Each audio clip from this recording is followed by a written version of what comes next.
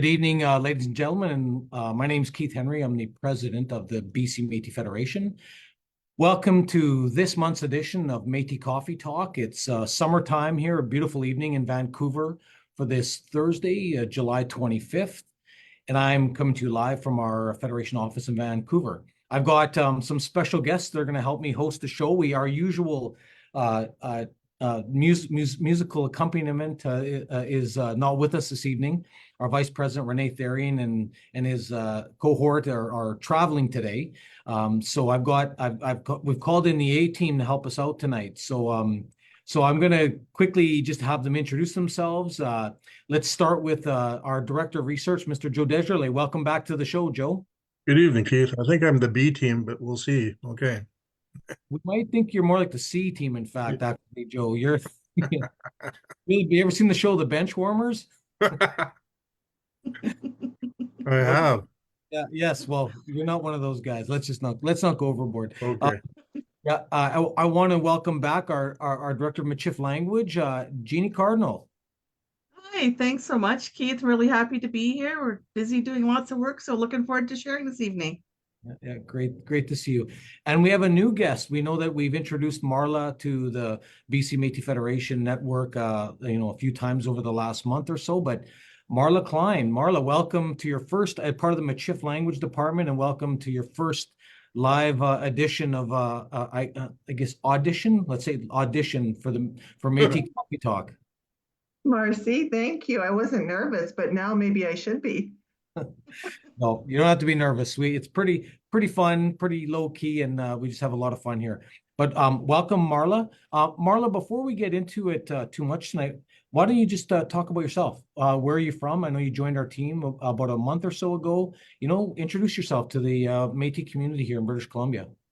Sure. I'm from Manitoba, and I have been on the West Coast since about September. I'm pursuing a master's degree in education at Simon Fraser University, but I've spent the last 30 years on a ranch in the northern interlake of Manitoba, about 3 hours north of Winnipeg, and have been out here and trying to get into a relationship with the land here because everything is so new and different. But I've been finding the land is welcoming me more and more, and being able to sort of join with BCMF and work in language alongside Jeannie has been really a full circle moment for me. My grandfather spoke Michif, and all of his kids weren't able to learn the language, so it's quite meaningful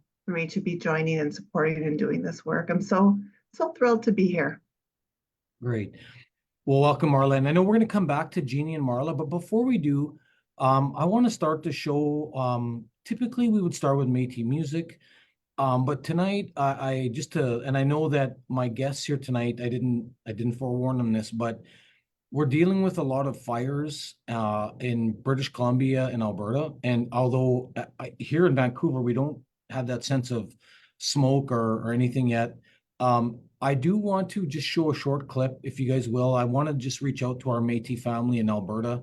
Many of us know it's national news right now. Jasper was evacuated completely. But what some of you may not know is we have a lot of Métis people that live in Jasper itself, and we have a couple of Métis business owners that actually live there. And just a good friend of mine, Joe Uri, he's a M&A citizen, but we don't always agree on politics, but he's really someone I highly respect. I just want to share a short clip from him. He's talking to people. It was very emotional, but it's very I think it's very important messaging for us. And I just want to honor all of us that are going through those challenges. It's not just Alberta. We know it's into British Columbia now and others, but I do want to share his story tonight a little bit, because I think that's a great way to respect his journey and the challenges they're having right now. So let's just start with that.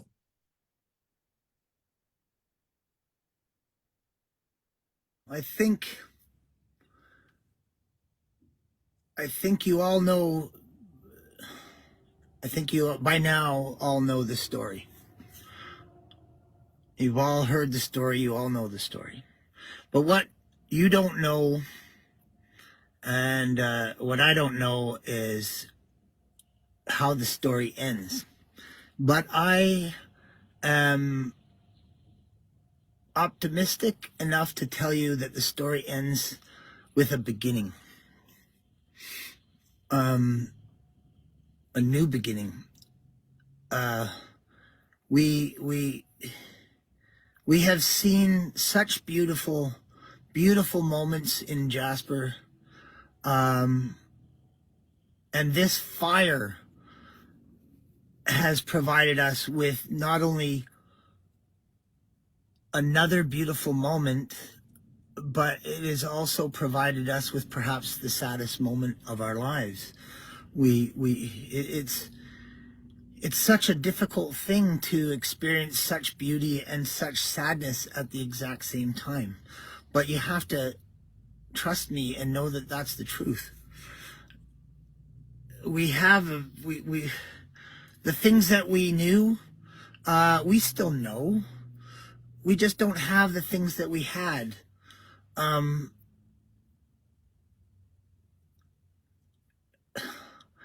We also know things that we didn't get right.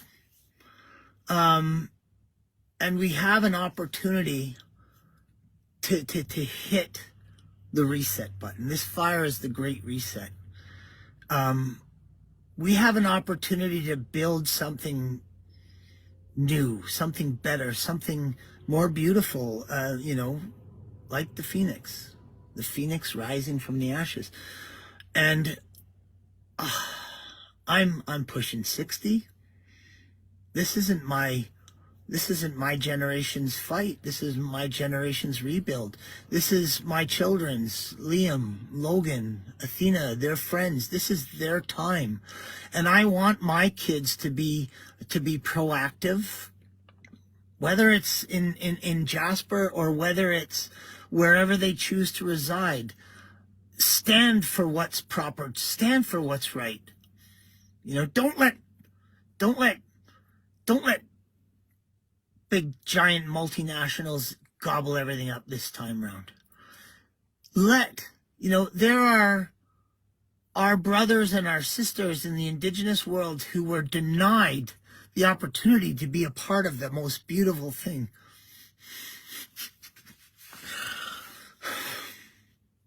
It's their turn too. It's their time too.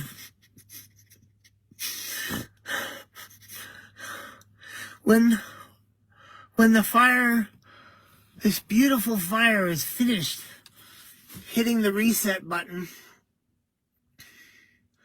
we'll go home and we'll invite them home too. And let's not forget our brothers and sisters in the animal world, who may have not been able to get out of the way. We built this. We did this. This is poor management for a very long time. And it's not that we did it on purpose. We didn't understand the concept of the regenerative power of fire and that it was supposed to exist. They knew, those people that we didn't allow to exist on the landscape. They knew.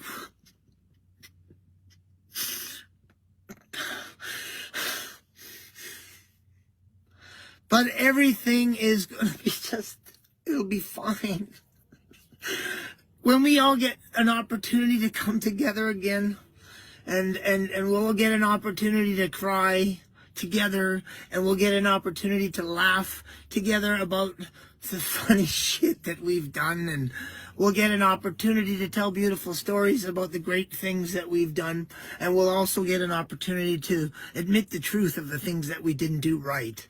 And we'll do it better next time. And it's going to start by inviting everybody properly into the community who deserve that opportunity.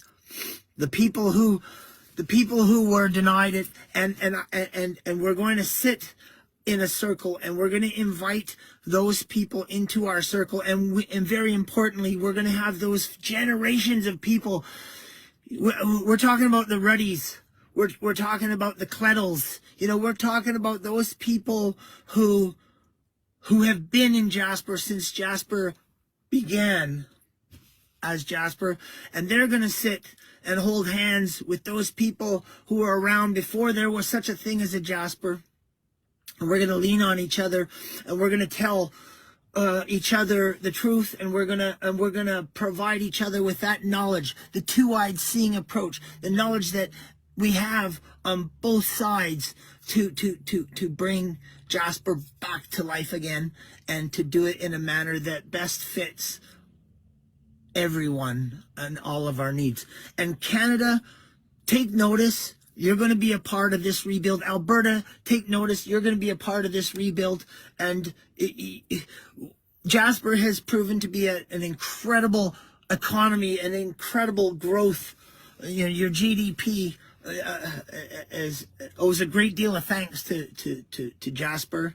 I want to thank all of the crews who stayed behind, emergency responders, the frontline people who tried to stop the fire in its tracks, but that fire wanted to go where it wanted to go for a damn good reason. We shouldn't argue about the reason. We shouldn't talk about anything for the moment. That time will come. We'll look at the response to this. People like Dave Smith and Greg Van Tighem, who had a hand in putting this into place, and I think the response was excellent. People, you did great. I'd love to hear after what went right, what went wrong. No pointing fingers, and what we can do together to make this work. We'll do it. We'll do it. I have such hope for what comes next. And I want all of the younger generations of Jasperites to know that it's your time.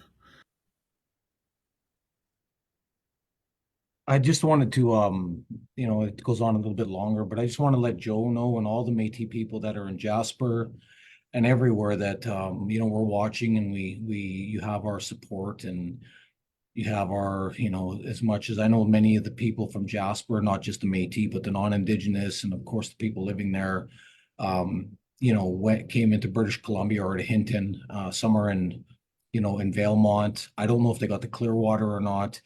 But I just want, I think as a Métis community, we should support our individuals through these times of needs and in the best way we can. And sometimes that's just being a voice of support. And Joe's a good friend to me personally. And I just want to say, I just am so shocked at that.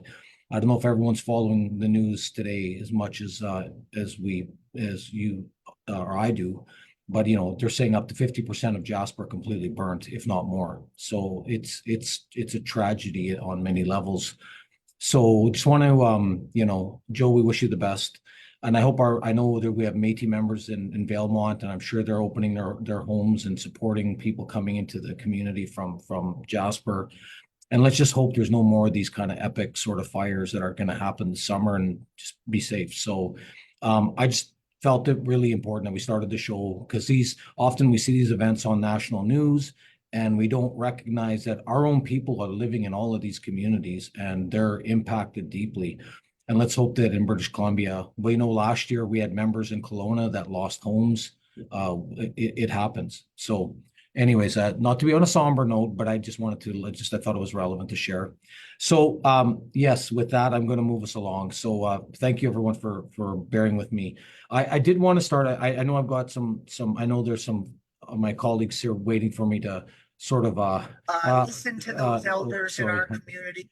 I got some colleagues waiting for me, but I just, in light of this, I don't want to start them right after that point, on that note sort of thing. So what I'm going to do is I'm going to show just a very short video about the history of the Métis fiddle. And I just think it's better we just kind of get us back into sort of a bit more of a festive mood before I bring our midship speakers on. Some of you may have seen this.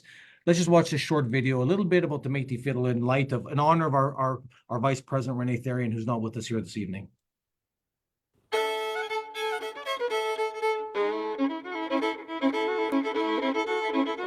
Hello, everybody. everybody. My name is Brianna Lizotte, and I want to talk to you guys and share a little bit of my knowledge on the Métis fiddle. Now, the fiddle has been around for a very, very long time, and of course comes from the classical music from the violin. And when the Europeans first came over for the fur trade and were voyageurs, they brought their music onto the canoes. Now, when a voyageur was hired, it was one musician and one really strong singer. Now, because of adding this music, it needed a purpose to be on this canoe. They needed to have that music on the canoes with them is because they needed to have everybody in time and in tempo with each other. That made it less likely that the canoe will flip over. Now, from the European side, not only do we take the instrument itself, but it's the melodies and the beats we also take. But from the First Nation side, it's the rhythms and the beats.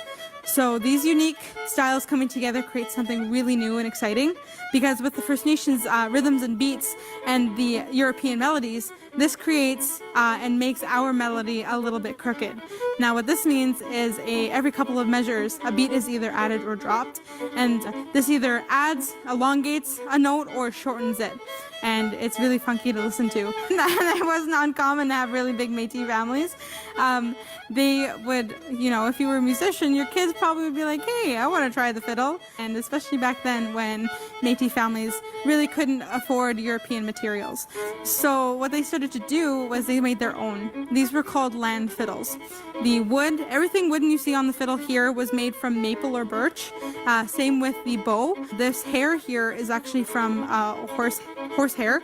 And still to this day, people use horsehair because it's just the best quality and gives the best quality of sound. Strings nowadays, they are steel strings, and these were only invented in 1910 and didn't really get popular until after World War II. So what they used before in the time of the fur trade and also way back in European history was sheep intestine. Now, sheep intestine just by itself, even though going through a process of making it playable, it would still have a very muted sound to it.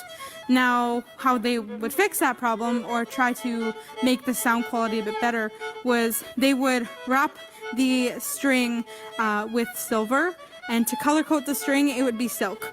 Now with these added materials, of course, silver and silk are very expensive, so this made the gut strings a lot more pricier. So Métis homes and Métis families started to use their own animals for their strings. So those are some really cool facts that I love to talk about when it comes to the history of the Métis fiddle.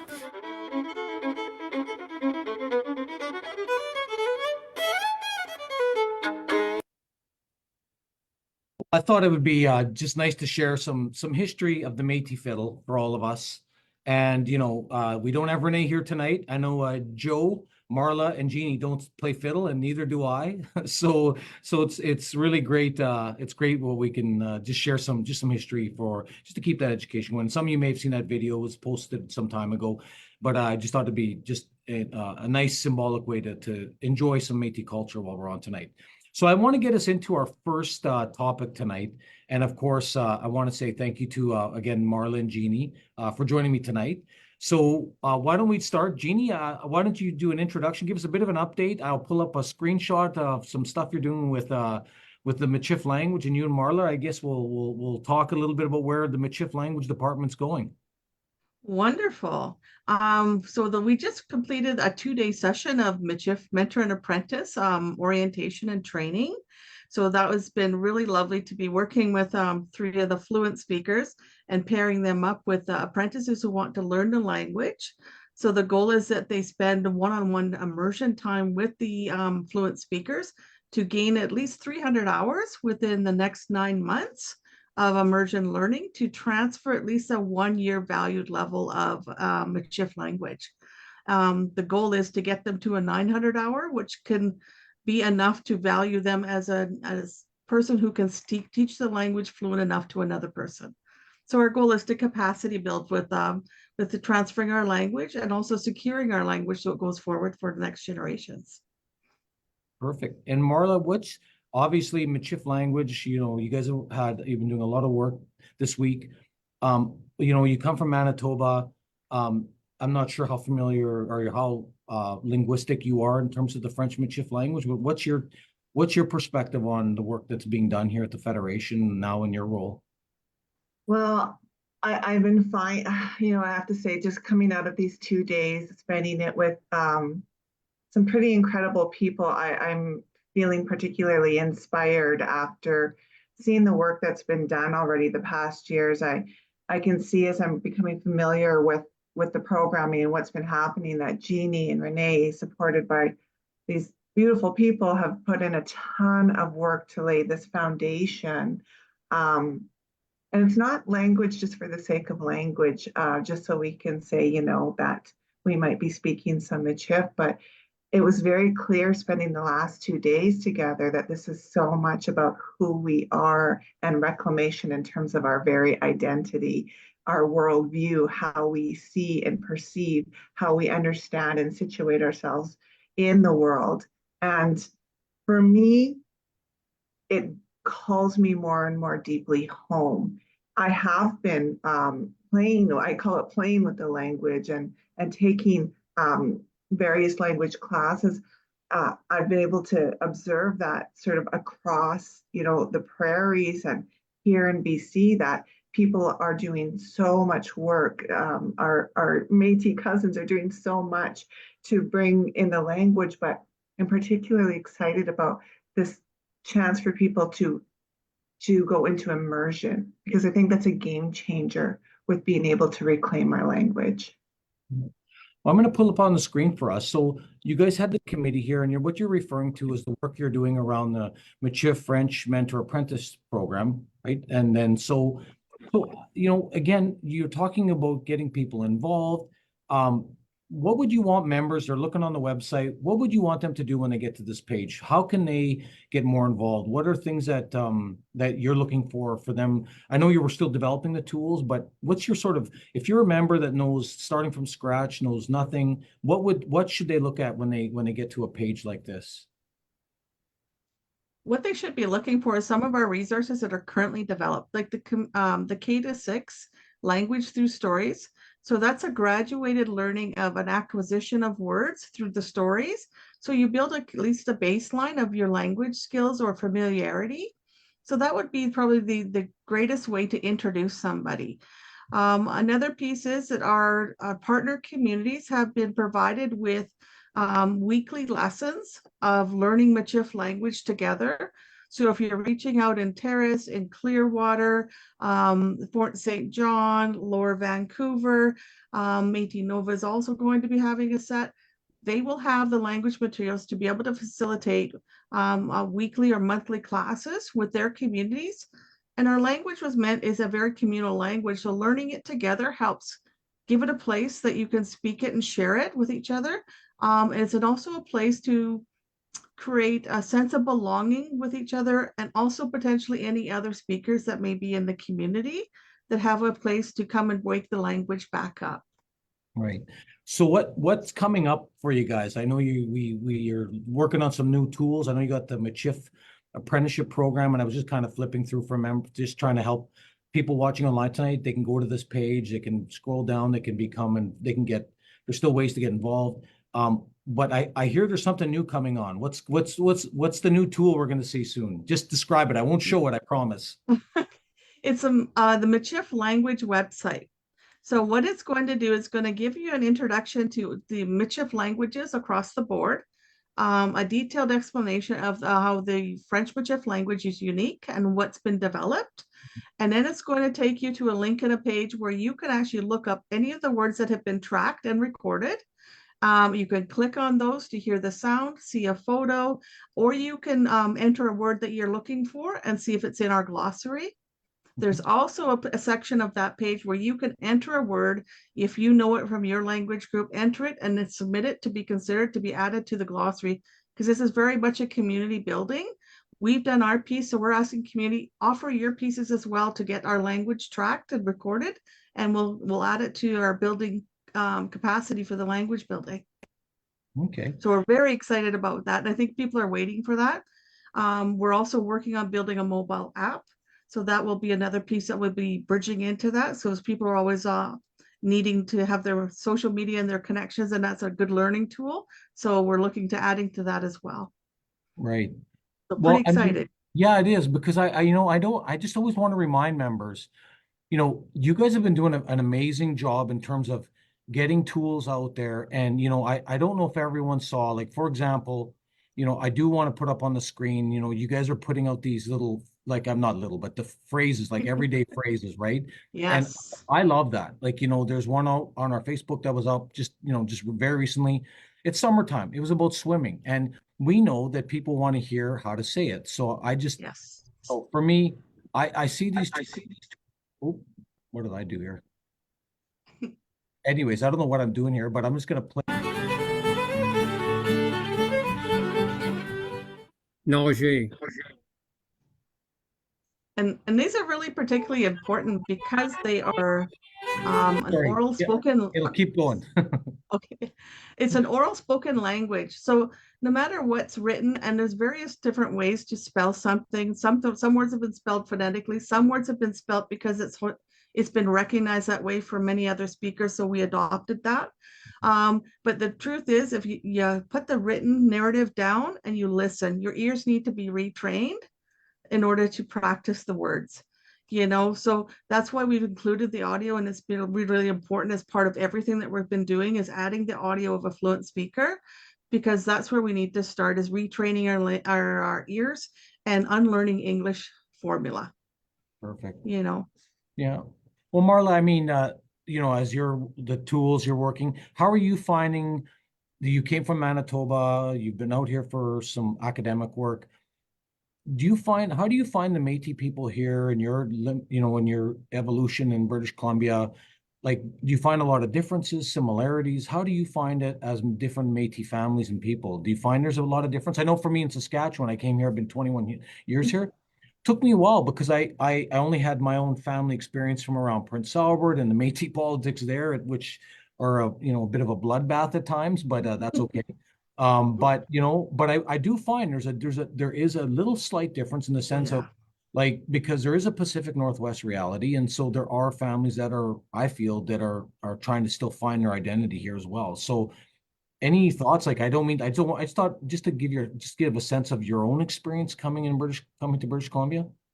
I'm always sort of looking for what we share, Yeah. and what's really distilling down for me, what's sitting down for me as I get to know more and more people is, well, it's been fascinating to think of what a diaspora we are, how far we have spread out and for how long. And I know Joe speaks to that really beautifully, so I don't want to go too far there, but what I'm finding is that we share this thread, and it's coming out in a lot of different ways, this thread that runs through us all. So for some of us, it comes out like with a lot of intense frustration.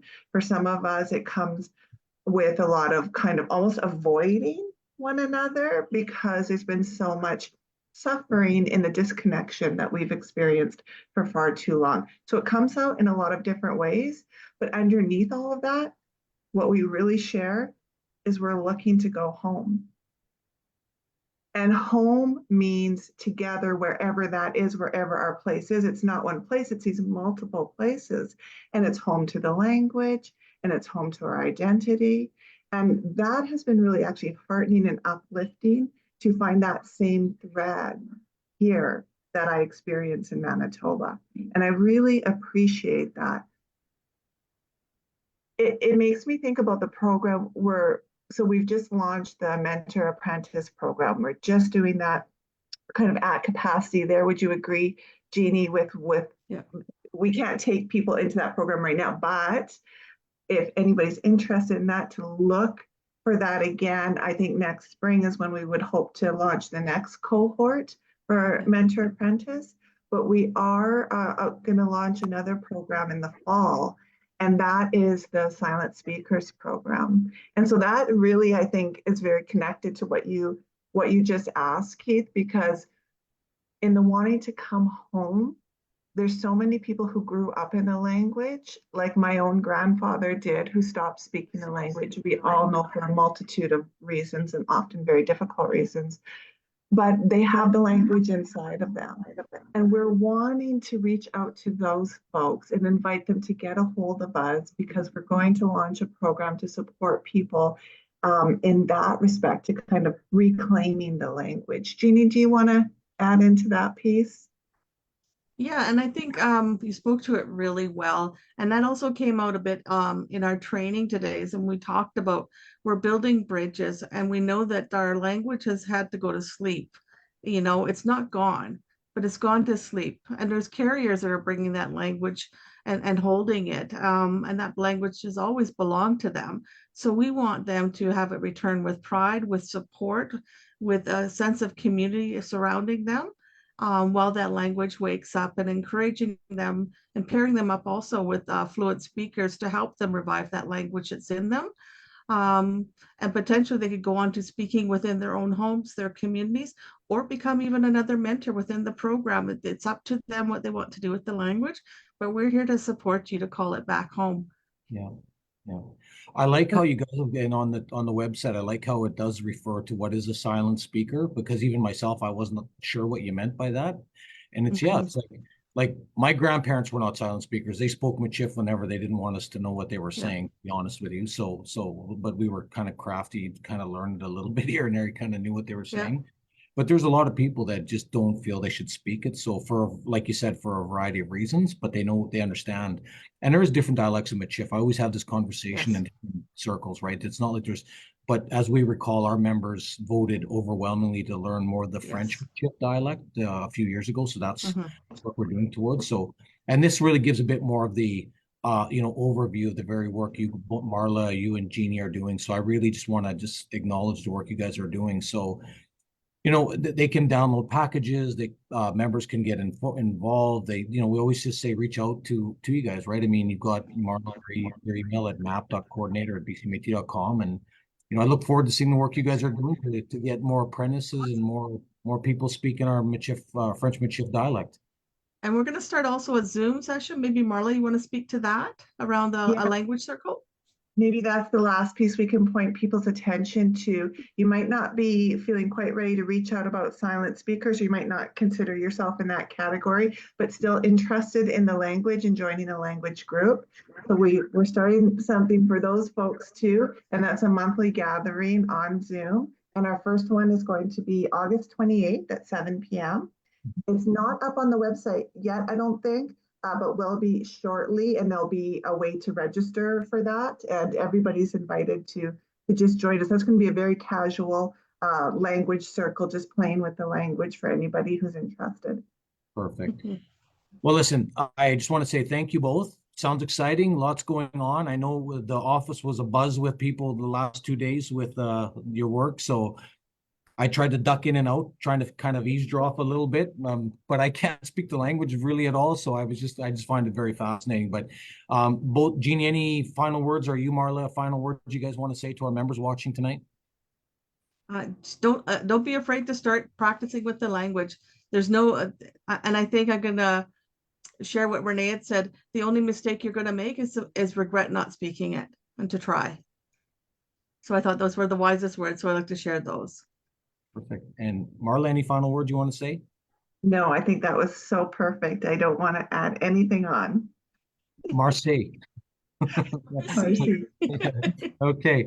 Well, thank you both very much, and great having you on the show. I'm going to that was great. For more information, obviously, get on our website. You can find all the Michif language information on our website, of course, and you can get in touch with Marla and Jeannie, and I know they'll be very happy to try and help you continue learning your French Michif. I'm going to go into just a couple other advisory pieces for the members tonight.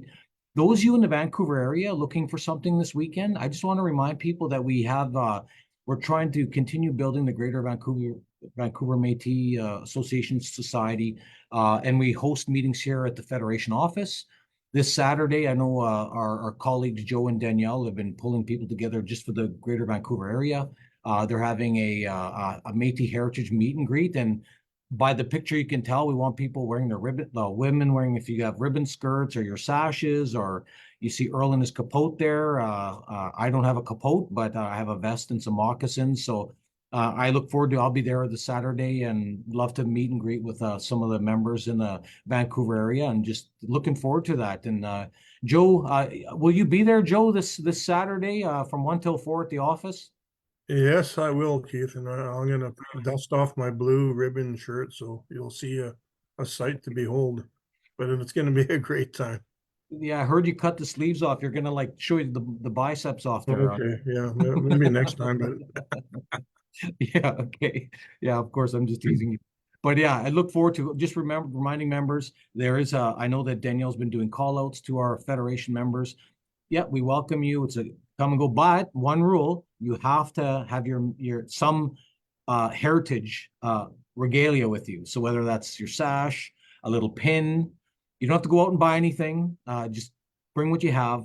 And just it's just meant for us to just have a good time and just celebrate our culture. And what is there anything else we're doing? It's a mix and mingle, maybe get some pictures of everyone, but anything else yeah. Drew, that you guys have planned for those few hours? Well, I think there's gonna be some food, so get prepared to eat some nice bannock, and that's gonna be a central point there. So come and meet and greet and meet people and really enjoy the culture and time together. It's gonna be great. Perfect. I also want to let people know that this Sunday, our friends at Nova Métis Heritage Association, that's in Surrey, they're having a summer picnic with food, games, and fun. So President Harlan Coles, they're having it at the Hawthorne Rotary Park in Surrey, BC. If you're a Nova Métis member, they're one of our partner communities. We encourage our members, everyone to get out there and have fun and, keep building the local work that's being done out in Surrey with Nova Métis and our fallen friend, Ken Fisher was president for years. And it's great to see their board with Carrie, Marion and Harlan and others trying to continue the work there. So just a reminder, there's a summer picnic on Sunday. So Lower Mainland, our friends, we've got two major events for sure. Another event that I want to bring to everyone's attention, for those of you in Victoria now, we are having an open house concept in Victoria on Tuesday, August 6th from 3 till 8 p.m. at the Parkside Hotel and Spa.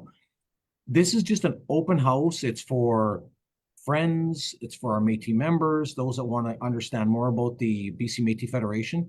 So if you're on Vancouver Island, if you're in the Victoria area or you want to come down, there's food, coffee, some drinks. We're not buying a big dinner for everyone, but we'll have booths set up, and we just want to continue to build awareness of the work we're doing on Vancouver Island. So I look forward to seeing you there. Again, myself and a lot of our team will be there on Tuesday, August 6th. It's later in the day. It's a work day, so we scheduled it. So those of you that are at work in the Victoria area, if you want to come, just stop in and say hi and just learn a little bit more about what we're doing. It's not meant to be a big speech thing. It's really just a sort of a come and go, just a meet and greet. And we just want people to really come out and enjoy. And that's the beautiful Parkside Hotel and Spa, downtown Victoria. And I'm looking forward to seeing our members join us for that particular thing. So lots going on over the next few days, of course, or this weekend, and then within a couple weeks. I also just speaking of exciting events, once again, our friends at the Skeena River Métis Community Association are hosting the Skeena Valley Country Music Festival. This is where our leadership like Elizabeth Pierce, Renee Therian, Roseanne Forget, of course, and our youth rep Jordan Therian is up there. So yeah, I hope people are coming out to Terrace, British Columbia. Thornhill, BC is just a little suburb of Terrace, if you will, and it's the Thornhill Hall. And I'm really looking forward to seeing friends there. I know I will be up there as well, mixing and meeting with our friends, and hopefully everyone from the north, I guess, Northwest BC has a chance to come check out the music festival itself, and make your plans to attend. We're a sponsor as the Federation, and we're very, very happy to sponsor and support. And we look forward to seeing hopefully a number of you there in the next few weeks. So lots going on. So, but let's just, Joe, you're on the show tonight. I want to just take a couple minutes with you about, you just signed an exciting new relationship, we forged a new partnership, and it's one of the things that you've been doing in the research department. And I just want to just segue into to this next section of the work you're doing with the Abbotsford Heritage, I guess, Society. So, Joe, why don't you talk about this? You bet. So, sorry, Keith. Thank you. a little while back, we had the opportunity to, the research team, a few members of us in the research team had the opportunity to go to the mayor's office in Abbotsford, and they referred us to meet with Christina Reed from the Abbotsford Heritage Society. And it's funny, I really believe that outcomes happen, at the speed of just building relationships. And that's our community-based approach right from the beginning. And I've met Christina a couple times, and we've chatted, and right away I realized, she made a comment at a public meeting in Abbotsford. She said that you are not an ally until an Indigenous person calls you an ally. And I thought that was very powerful and very compelling in terms of the way they see their relationship with Indigenous peoples. And it was really refreshing to be able to talk to Christina. I realized that she, if you look at their website, I mean, they talk about how they really want to collect and record and preserve and share the stories of Abbotsford. But right off the bat, she was very open that there's a gap in the knowledge. Métis people, are not represented in the historical record, in the stories of Abbotsford and in through the Fraser Valley. And she made that clear, and it's just really refreshing for people to talk about that publicly and in meetings with Métis people. And so this meeting, I want to thank Christina, the relationship we've been building with the research team and with the Heritage Abbotsford Society about their willingness to sign this memorandum of understanding. It's really a knowledge partnership at the core, because there's just been Métis history has just been so ignored when it comes to Métis right across the Pacific Northwest. The city of Abbotsford developed, Keith, around First Nations and Métis people. And Métis, we know they migrated from the east. My family comes from the Red River, Valley. Also, we know also that there's kinship networks and communities of Métis people right here, or that originated in the Pacific Northwest. And to see Christina acknowledging these realities and wanting to learn more about it, and put structures in place to be able to empower our community members to be able to train as researchers. And I just think that's a really exciting opportunity, because as you know, there have been gatekeepers, including some First Nations and Métis people and organizations that have thought that they were the proper point of consultation for Métis research funding or membership. But those ideas are breaking down. We see the idea of Métis people controlling their own knowledge. And not only that, just like we're seeing in whether it's Parks Canada, they ought to be able to benefit from that knowledge. And this is really the seeds of that partnership. Mutual recognition is at the core of this. And I'll leave it at that for now. Maybe you have a question or two around this, Keith?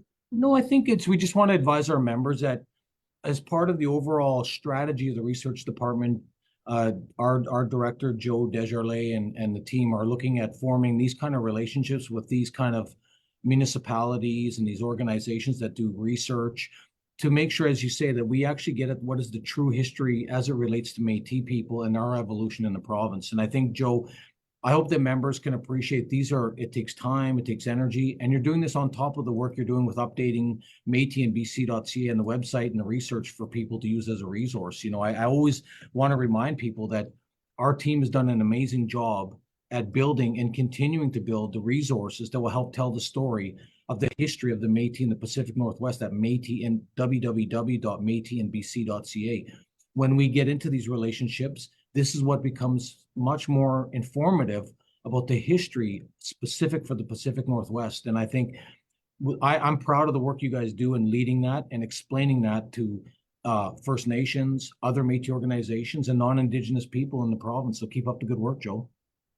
Thank you. I think it's awesome because it's going to create opportunities. And the way that Christina's explained it with me, it opens up pathways for our members, and there might be people in Métis people in Abbotsford that really want to learn to be a researcher. Or there might be someone in Fort St. John that has a historical connection in the Fraser Valley Métis community, and they really want to play a part in seeing their historical knowledge brought to the fore And I think we really believe that as we allow them, give them the tools to repatriate, it can, this organization has exhibits, it has walking tours, it has heritage sites, there's events, there's opportunities to learn to do grant writing. There's all kinds of practical, actionable items that can flow out of this. So that's why we're excited. It gives us a platform to be able to, rather than just talk about Métis identity and history, actually get people. Let's face it, if we do this right, we can go back into the history books and right into the public imagination of the city of Abbotsford, and Métis can be at the forefront of this. Isn't that exciting? I think that's great. And that's exactly what we want to do. It's exactly the work that should be done. It should have been done a long time ago, but we're here now and we're doing that. And, I just want to touch on one other thing. You're not only doing this in Abbotsford, Joe, you've also been working with other partners. Like, you continue to forge a relationship with local cultural heritage institutions, and you're in Coquitlam. So not only are you in Abbotsford, you're in Coquitlam, you're doing in other places throughout the province. We know you've been to the Royal BC Museum, and all of this is about, pulling together, researching, repatriating actual Pacific Northwest knowledge. And people think the history of Métis is all said and done. It was some sort of Red River, Saskatchewan, Batoche, Battle of Seven Oaks. But there is yet much more to repatriate, as you say, in my own mind. And I think that it's important for the members to understand that they own the knowledge in the community. The local community owns this knowledge. It's not gatekeepers. It's not archivists. It's the Métis people in the communities. And they need to feel free, like they can belong and go into these places, and there can be equality of access so that they can feel that they can actually gather this knowledge and use it to repatriate their own communities and kinship networks. So yeah. I know, Joe, you stay on the show because I'm going to ask you some more opinions. We've only got 15 minutes left or so, so I'm going to come back to you a few times in the show here and ask you a few more things. But I do want to just quickly jump into a couple other important events coming up. Okay, so Joe, we know hard to believe, but we're getting ready for our 13th annual general meeting. I just want to remind all of us online tonight that we've got Save Your Date, Saturday, September 7th in Victoria. Again, we're going to be in Victoria. So that's in a little over a month now, a month and a couple of weeks at the Parkside Hotel and Spa. And all the information is on our website. We've got our draft agenda up.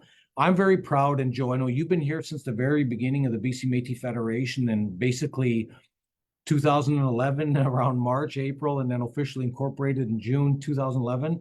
It's been a long road, my friend. We've been here just over 14 years as of this month. So, what a wild journey it's been, hasn't it? Oh, yeah. Yeah, it sure has. I can't believe it. Yeah, I know. I can't believe it either. Can you imagine we actually have come to a place after 14 years, representing over 6,000 bona fide members, number of partner communities, administering a number of great programs and services, plus advocating on a number of fronts. So I just hope members come out. Like, we want full members. We want other Métis on the sideline that want to learn more. We want you to come out, become part of this Federation family and really get involved. And this is another great opportunity. It's open to the public. We want people there, and we want you to learn about the BC Métis Federation. So I know, Joe, you'll be there with bells on, and I look forward to seeing you and, of course, the Desjardins clan. You bet. I'm excited to be there. Yeah. On that note as well, I just want to remind everyone that nominations, we are in our election year, nominations are open for the board. So if you're thinking of wanting to take on a board position, a healthy organization is one that attracts good nominations, has a good election process. On our website, if you go to the AGM section, you'll see there's nominations open for the board position. Some of us are running against, we'll see what happens. And, just if you want to be president, vice president, secretary, treasurer, or there's 9 board members, 5 directors at large, you put your application in and your nomination in, pardon me, and we'll see where the chips fall, I guess, at the AGM in September. But just a reminder to everyone that it is open, and we'd love to have anyone who's interested in running definitely get involved. I'm just going to jump right in. Some other great news we had today, and some of you might have seen this on our social media. I really want to thank Royal BC, the RBC Bank. They came today or this week, and they've announced $20,000 to invest in our youth programming. That is a huge, huge win for our youth programming. We're trying to, Jordan Therian is our provincial youth rep on our provincial board. We're trying to get a youth leadership committee going, trying to develop sort of getting younger Métis people involved at the partner community level, have a provincial youth committee that just provides guidance, advice, advocates for different sort of ideas for the youth and what they want. If you look at our meetings, the average age, I often joke around, is pretty high, So we want to see more of the young people involved. So let's get the youth people going. And I'm really proud of the youth committee. This is the logo they've adopted. It's the you can see Strong Roots BCMF Youth Programming.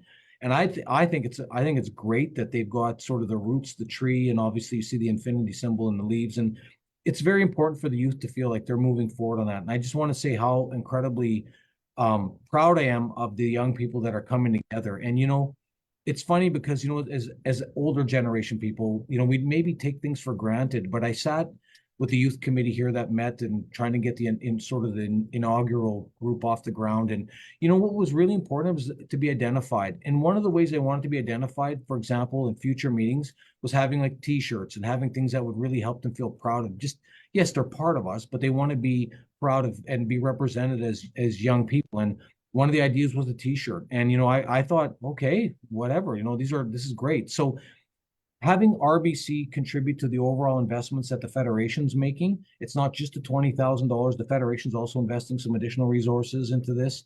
And so I'm really excited to see this youth movement come together, and just hope people can get on board with this. And again, I just want to say thank you to, from the bottom of my heart, to the Royal BC, sorry, I want to say the Royal Bank. Sure. I keep saying BC, Royal Bank. I'll get it in my head right here. The Royal Bank, because it's an outstanding thing that they're doing for our young people. And I think it's very, very much, we should be very proud of that. And I really want to thank their representatives that were here in the office just this week. It was yesterday, July 24th.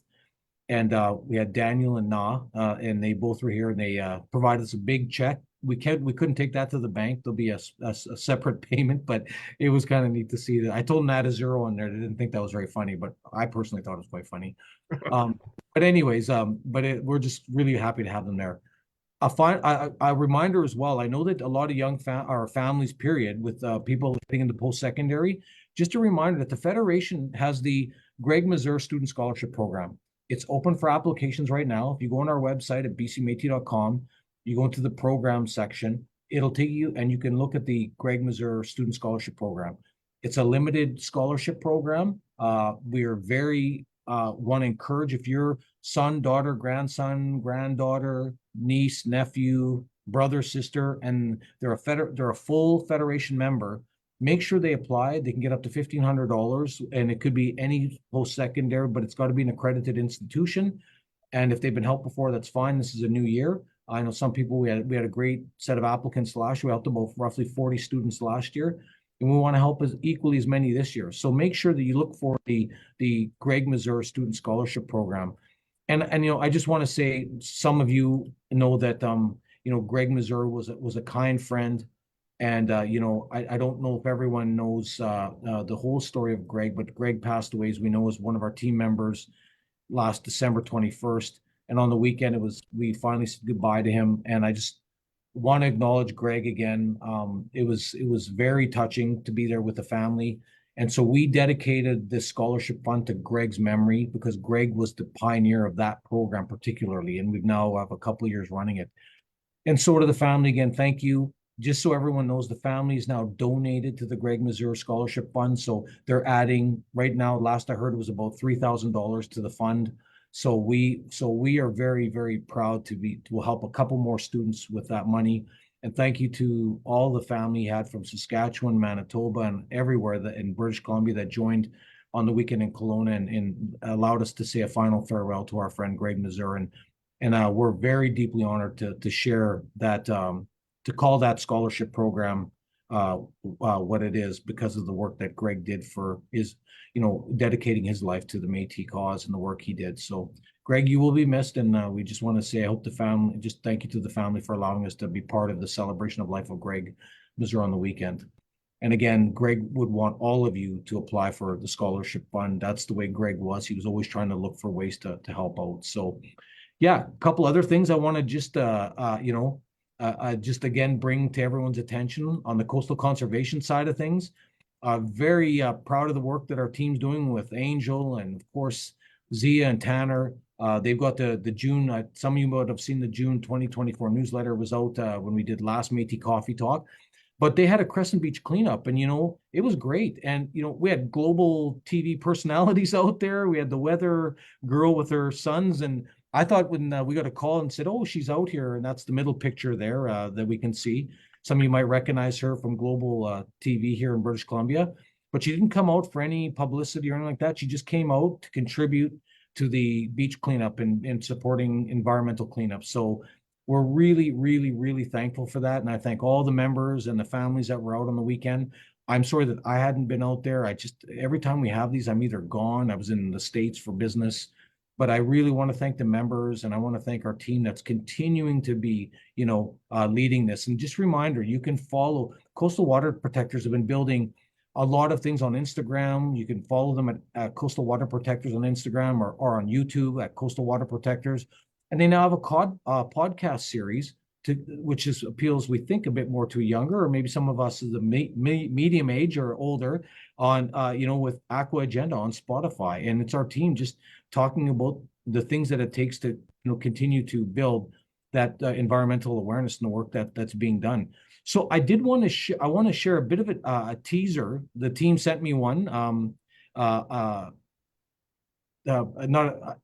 They sent me a teaser, I guess, if you will, about the global warming realities. And in light of the fires that are happening, it certainly does make sense about this. So I'm just going to play a little bit of this, and hopefully I can get it to work. And we'll just show you what some of the work they're doing. Okay, probably shouldn't have done that because now, of course, it's not working. I thought I had this sorted out the other day. This is their Aqua Agenda on Spotify, and I'm sorry, team. I thought I did this last time too. It didn't work, so I'm back to that technology challenge again. So, you know what? I'll figure it out next show, and yeah, we'll continue to try and share this. And here it is. Now I got it. So it does show. So I'm just going to share just a teaser about it.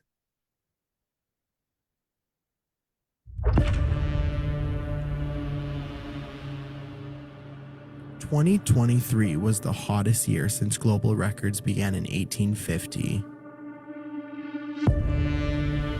The top 10 warmest years in the 174 record keeping all occurred in the last decade.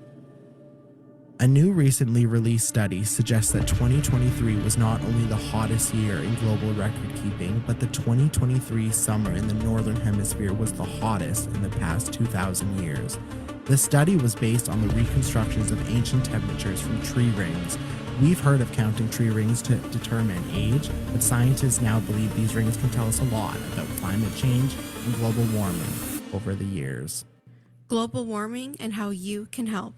With your host, my name is Zia Yaznani. I'm a coastal manager working with BC Métis Federation, and today with me, my name is Tanner Oswald. I am a coastal coordinator.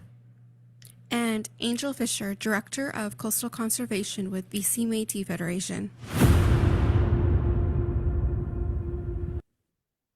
So I'm just going to give you the teaser. So I don't want you to, if you want to hear the whole episode, it's about 18 minutes long. You can get on, of course, the Aqua Agenda on Spotify. And yeah, members, we want to see people following. We're just trying to reach out to members with information on environmental impacts. And you can see the team doing all they can with the Coastal Conservation Department doing that work. And thank you, Angel, Tanner, and Zia. Keep up the great work. And you just see some of the ideas by the younger folks. And yeah, just not something that some of us older guys are great at. Just a reminder, the job board, just letting everyone know there's some ongoing employment opportunities there. Jennifer off our team will be happy. Jennifer Percival will be happy to work with you, but keep looking. There's job opportunities that we post, and these are some of that are featured right now. And we will be updating the employment opportunities and the job board very shortly to a new look. And we look forward to hearing members' feedback on that. So don't forget that we do post a lot of current opportunities if you're looking for work. I know that it seems like we've kind of got mixed signals with where things are at these days, but I know a lot of our members are still looking for various employment, and these are some of the examples we have online right now. So yeah, just stay up to date with that. So, that kind of brings us to the end of the show, for the most part. Joe, I do want to thank you for being here. I hope members are out on the weekend at the Greater Vancouver event. Any predictions for this weekend? I hear we have a good sign up for coming out on Saturday. Lots of culture, food, smiles, and yeah, it's going to be a great time. I'm just looking forward to. It looks like it could be a good turnout, so we'll see what happens, and we'll make the best of it. And I think it's going to be great. Yeah, for sure. So I definitely want to remind folks to come out on Saturday. That's going to be here at the Federation office. I'm going to put it back up. Just a final reminder for the show before we end today. Myself, Joe will be there, and others. 1 till 4 here in the office at 390-3665 Kingsway. There's parking underneath the building. We're on the 3rd floor, hence the unit number's 390. And yeah, we got some food. It's just a meet and greet, fun. I hear from Danielle that we have like quite a few people confirmed coming, so I'm looking forward to it. But again, you have to bring your regalia. You have to wear something, a sash, a pin, a vest, moccasins, a ribbon shirt. I hear that Joe's going to wear with sleeveless ribbon shirts, and we'll just have fun with it. Any final comments for the show, Joe? Thank you, by the way, for being here tonight and jumping in and helping out, and always being a part of it when we need you. So, any final words you want to share? Words of wisdom? Well, I'm just so proud to be involved in being Métis in BC in and through the British BC Métis Federation. I just want to call out if anyone's interested in the work that we're doing with research, that wants to be a researcher, that wants to be on a distribution list, let me know. If you want to see this kind of an agreement in your community, let me know as well. My email is j.desjarlais@bcmétis.com, and we'd like to chat further. Okay. Perfect. Thanks, Joe. And to everyone, I know we missed Renee tonight. It was not quite the same, but I showed one little piece on the fiddle, and there was just so much content that there was lots to get through. So members, there's lots of ways you can get involved. We want to see you at the AGM. We want to see you at Victoria at the various events. We want to see you this weekend here or in Surrey at the Nova event. Get involved with the Michif Language Department. I thank Jeannie and Marla for great information about the work they're doing with the apprenticeship program and other sort of things. And I know there's some new website tools coming out. So for that, I just want to say I hope to see some of you on Saturday. And I just want to say good night to everyone and thank you for joining us for this Thursday, July 25th. To our Métis friends in Alberta and in BC that are facing fires, please know we're with you and we wish you all the best. To our friend Joe, thank you for sharing a bit of your story. And, we're stronger together, as we all say, even if we don't agree on our political positions and our views. At the end of the day, we're still family. And I only hope the best for you, Joe, and everyone. And take care of yourselves and be safe. So for that, just want to say good night to everyone. My name is Keith Henry. I'm the president of the BC Métis Federation. I look forward to talking to you on Métis Coffee Talk at the end of August. So have a great rest of your summer, everyone. Good night.